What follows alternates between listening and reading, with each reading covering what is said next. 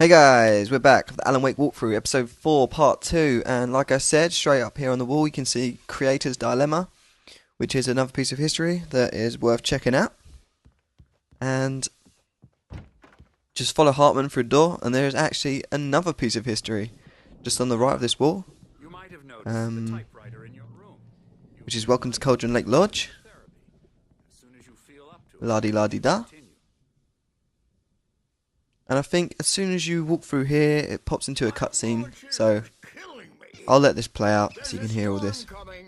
And you get some manuscript pages straight after, so. I hope it wipes this place off the face of the earth. And these two are the Anderson brothers, Odin and Tor. They had how should I put this? A heavy metal band in the 70s and 80s called Old Gods of Asgard. They even adopted new first names to complete the image of Viking gods. After the band broke up, they lived on a farm nearby. They are, well, in advanced stages of dementia. They're well cared for, TLC and all that. There's nothing more that can be done. I'm afraid that the rock and roll lifestyle has left its mark. Oh, that won't do. I'm so sorry to cut this short for now, Alan. The power has been acting up. I'd better go check on it. We'll continue this soon.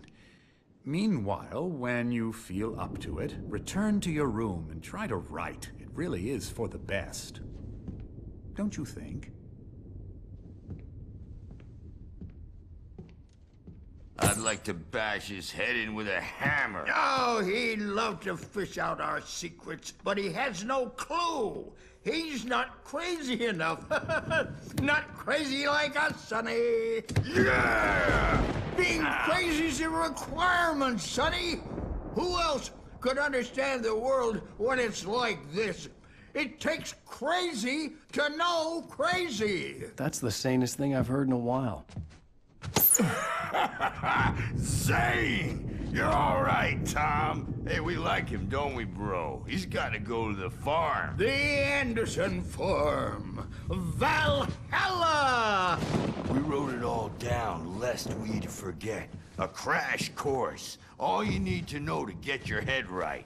You need to find the message. Here, Sonny, here's something for you.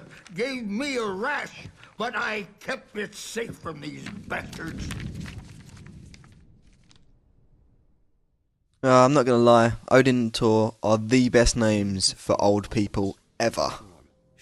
I wish my granddad was called Odin. That'd be sick! I'm obviously a huge Final Fantasy fan, so that would be awesome. And there's a thing about Zane and poems. He would have given it up, but Emil convinced him otherwise. He too had a way with words.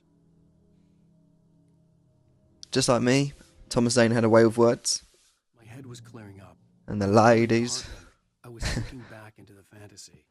I was convinced he was lying to me about. Cool, so on the return back to the room, you need to go upstairs. Made more sense. When you get up there, the TV should automatically turn on, and I'll let you watch that as well.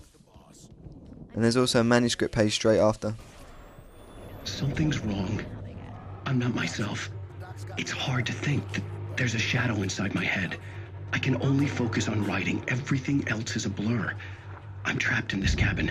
Have been for days, but it's always dark outside. My editor is real. I saw her again. She's not human. It's not human. A dark presence is wearing the old woman's face. She was covered in clinging shadows. There's a hole in her chest where her heart should be. I think I've made a horrible mistake. I don't think I'm any closer to saving Alice. It's been lying to me, using me to get the story it wants, and the story will come true. I actually love the real life Alan Wakewell, kind of on that TV when he looks left and right with his eyes. Beautiful. See, as you could see, I ran straight past the manuscript page, which is a pretty easy one. But after this cutscene, The white glare of the blank page in front of me hurt my eyes. My hands began to shake uncontrollably. Everybody calm down. Put that down. Hey, Wake, you stay here. I'm gonna go see what's up. You just keep doing what you're doing. Be cool, okay?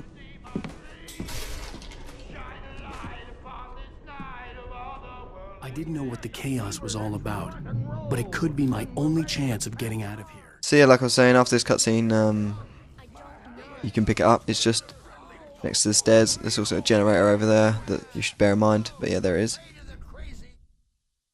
And this one is Barry in the Lodge. Clearly proud of the place. He went on and on about his hunting trophies. Come on, Al. That's my Barry impression. Here on business. He raised his voice, cut through the monologue. Hey, Hartman, where's Al? Hartman stopped in mid-sentence, annoyed at the interruption. He nodded at the hulking orderly standing nearby. The man smiled and clapped a practiced hand on Barry's shoulder. Sweet. Cool, so you want to go investigate the racket, in which things start to get a little bit more interesting. This is a pretty good episode. I think I've played most of it so far, so I've got quite a lot of stockpiled ones I'm going to try and upload. And yeah, it's really interesting. It's obviously called The Truth, so many answers are coming our way. That wasn't a love tap. The crazy old fart hit her hard. If she was one of Hartman's goons, she had it coming. So pick up the keys after Odin and Thor pretty much do their thing. And we need to go get the manuscript pages that Hartman had taken. So you want to open the lock, go into Hartman's office, and in here there's another chance to receive an achievement, which is done by listening to all of the radio tapes. So I'm going to actually let you listen to these because they're interesting and they progress the story further and give us more theories for the future. So yeah, take a listen. Now, Mrs. Wake, can you tell me about Alan's problems? We're out of control all the time. The parties, he's so angry all the time. He's getting violent. Do you mean with you? No, not with me. No, never.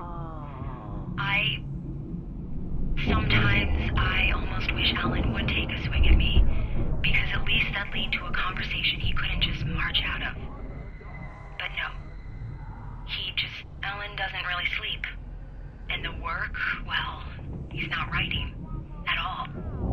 He sits there for hours and just gets more and more frustrated. And I can't talk to him. Yes. Tell me, Mrs. Wake. What would you say to him if he'd listen? I don't know. I want to say, I look at you, and it's not you. Just some stranger who resembles you. Looking out from behind your eyes, and I don't like that guy much. And now it's all gonna go to hell. But you don't ever say this. No. I've tried, but he's not listening. He's too deep in his own problems, always going on about something else. I'm so afraid I'm gonna lose him, and we're not even talking anymore. He doesn't let me in anymore. He just keeps me in the dark. I'm so alone here, even when he's home. Please help me, Doctor, because I'm at my wit's end.